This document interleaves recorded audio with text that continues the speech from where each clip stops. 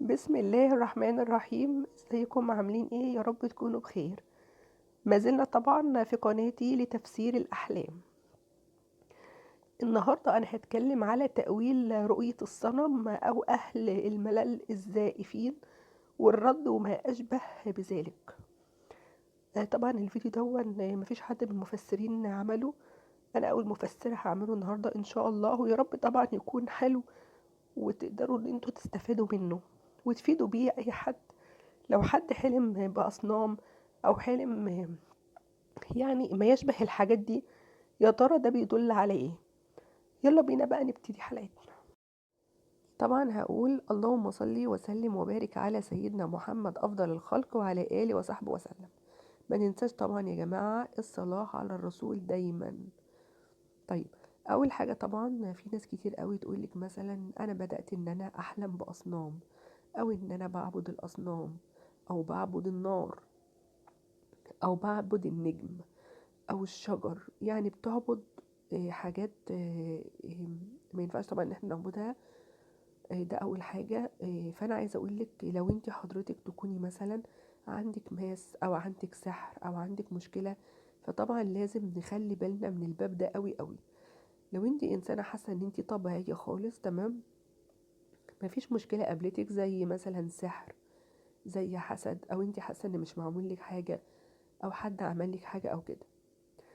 طيب لو انت حاسه ان في حد فعلا عامل لك اي عمل او اي سحر، وانت كل شويه تحلمي ان انت بتعبدي النجمه او بتعبدي مثلا شمس او بتعبدي قمر او بتعبدي صنم او نار او كده، وانت متاكده ان انت معمول لك سحر، عليك على طول بالرقيه الشرعيه. اركي نفسك واركي بيتك واركي اهلك. تمام. طيب، في ناس كتير قوي تيجي تقول لي ايه، انا بحلم دايما ان انا بعبد النار. انا عايزه اقول ان انت لما تعبدي النار اعرفي ان انت كده بتعصي ربنا سبحانه وتعالى وبتطيعي الشيطان، فلازم تحذري من هنا، لان كده هتحصل مشكله كبيره او مصيبه كبيره هتقع عليكي. فلازم تحذري من الامر ده كويس قوي قوي. طيب، في واحده بتقولي انا حلمت ان انا تحولت من كافره، يعني انا كنت كافره ولقيت نفسي اتحولت لمسلمة في منامي. اعرفي ان انت كنت ماشية في حاجة غلط والحمد لله ربنا رجعك عنها. احمدي ربنا هنا. بس بقى في حالة ان انت تكوني مسلمة وتحولتي ان انت تبقي كافرة، فدي مشكلة كبيرة. حد كده هيمشيكي في حاجة غلط او انت هتمشي في طريق غلط، فلازم تاخدي بالك من هنا وترجعي على طول جدا. لازم ناخد بالنا من الامر ده. طيب، كمان ممكن حد هنا يجي يقول لي طب انا حلمت كتير قوي قوي ان انا بعبد جاموسة او بعبد حيوان.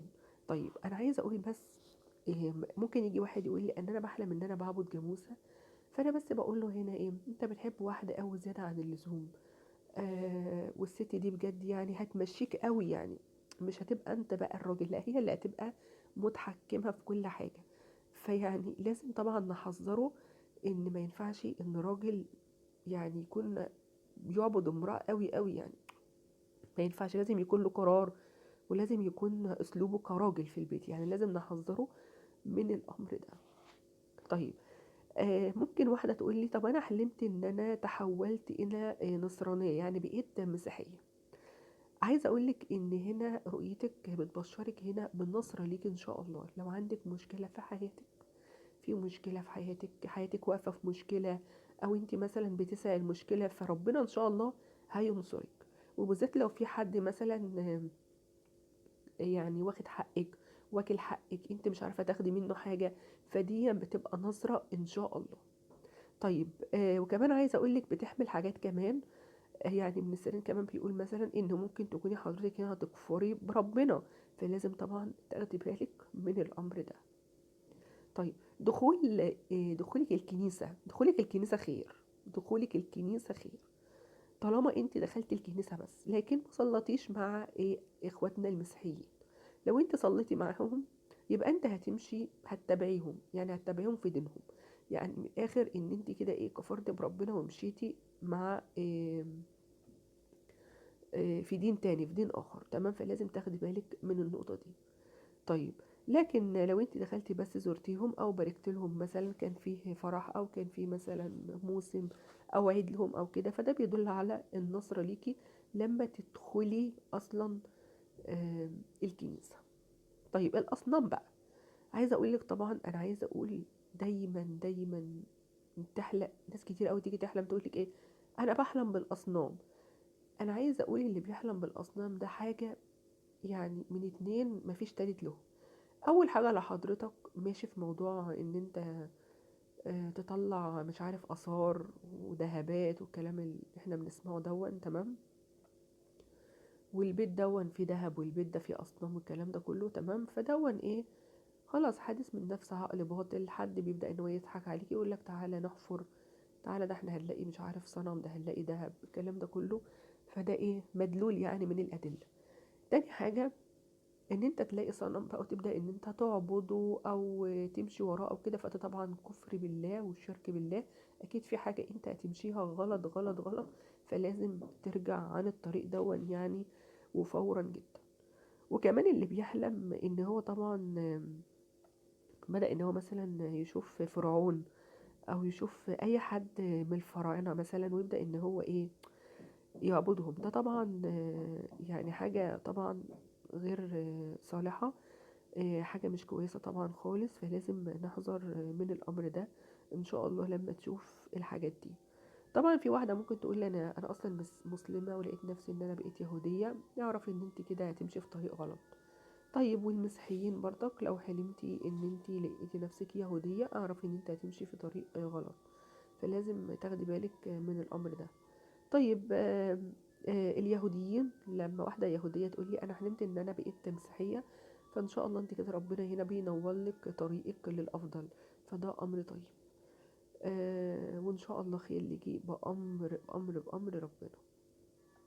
طيب كمان عايزة اقول ان انت طبعا تشوفي حد آه، يهودي او تشوفي حد بيشرك بالله طبعا، وبدأت ان انت تنصحيه او تمشيه في طريق الاسلام، وبدأ ان هو يمشي معاكي، فداخلك ان شاء الله طبعا ان انت هنا هتكوني مؤهلة لحاجة زي كده. يعني هتمسكي موضوع من بابه مثلا وهتوصلي الحد ده لنور، لطريق نور هو ممكن يكون غفلان عنه. فده امر طيب ان شاء الله، هنا نحتسبه ليكي هنا ان شاء الله على خير لما تشوفي الرؤية دي.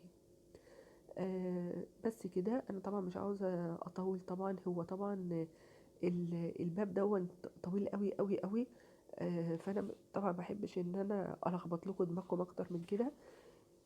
انا بس بتكلم كلام على هامش كده يعني، او كلام دايما، او الرموز اللي دايما، او الاحلام اللي دايما الناس بتشوفها يعني، فبتكلم فيها على اساس ان تكونوا برضك واخدين بالكم او فاهمينها او عارفينها. بس كده، ودي كانت حلقتي النهارده. يا رب طبعا الحلقه تكون عجبتكم. طبعا لو عجبتكم ما تنسونيش والله كل اشتراك في القناه. يا ريت طبعا تعملوا لي لايك، لان انا صوتي تعبان وانتوا عارفين ان انا تعبانه. وطبعا برضك ما بقدرش استغنى عنكم خالص، وما بقدرش ان انا ابعد عنكم. شكرا لكم وشكرا للاستماع. السلام عليكم ورحمه الله وبركاته.